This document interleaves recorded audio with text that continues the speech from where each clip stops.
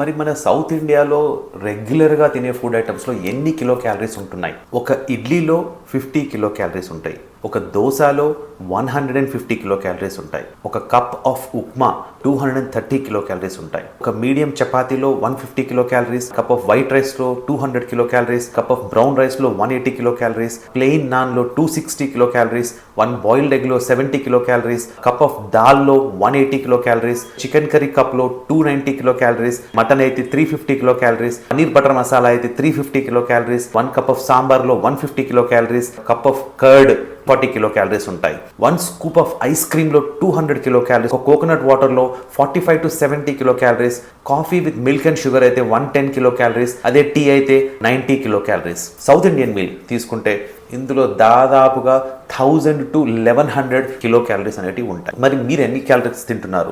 దీని ప్రకారం మీరు క్యాల్కులేట్ చేసుకోండి, మీకే అర్థమవుతుంది.